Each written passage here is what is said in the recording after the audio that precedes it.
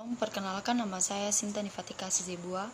Saya mahasiswi jurusan Pendidikan Musik Gerejawi Fakultas Ilmu Pendidikan semester 4 grup B. Pada mata kuliah Etika Kristen kali ini, saya akan menjelaskan implementasi etika Kristen selama masa COVID-19. Yang perlu kita ketahui pertama adalah arti kata implementasi. Implementasi menurut Kamus Besar Bahasa Indonesia adalah pelaksanaan dari sebuah rencana atau bisa disebut dengan kata penerapan. Sedangkan secara umum, implementasi adalah suatu tindakan atau pelaksanaan suatu rencana yang telah disusun dari sebelumnya. Jadi dapat saya simpulkan, implementasi etika Kristen adalah pelaksanaan atau suatu tindakan yang dilakukan orang Kristen selama masa COVID-19 atau selama pandemi Corona. Pertama, pelaksanaan atau penerapan yang saya lakukan selama pandemi atau masa COVID-19 ini adalah dengan mengikuti yang namanya anjuran pemerintah. Pertama, dengan menggunakan masker, menggunakan hand sanitizer atau menjaga kebersihan. Selanjutnya adalah dengan menjaga jarak dengan sesama dan meningkatkan imun tubuh atau kekebalan daya tahan tubuh. Nah, itu adalah penerapan secara umum dan secara anjuran para pemerintah. Sedangkan yang dituntut dalam etika Kristen adalah penerapan yang dilakukan masyarakat Kristen atau warga Kristiani selama masa pandemi COVID-19. Nah, secara kekristenan, apa sih yang perlu kita lakukan selama pandemi ini? Yang dapat saya simpulkan adalah pertama, berserah kepada Tuhan. Mengapa kita harus selalu berserah kepada Tuhan?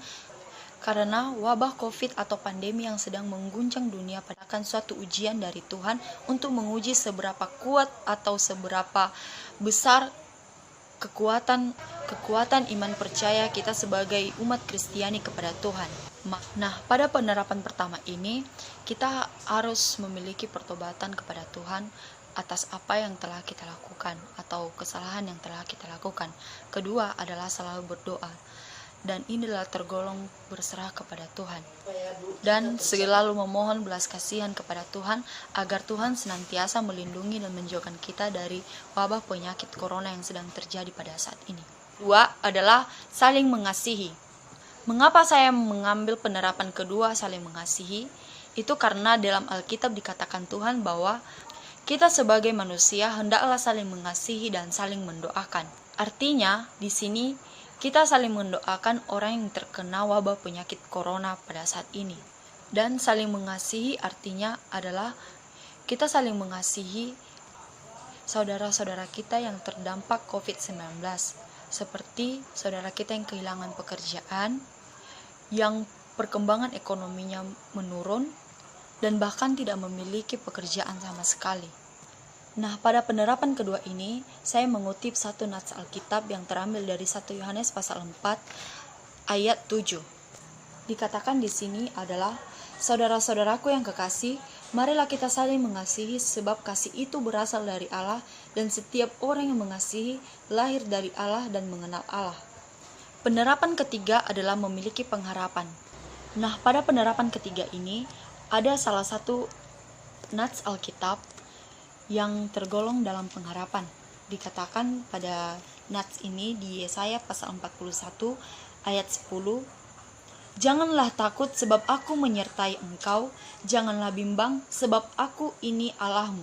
Aku akan meneguhkan bahkan akan menolong engkau, aku akan memegang engkau dengan tangan kananku yang membawa kemenangan.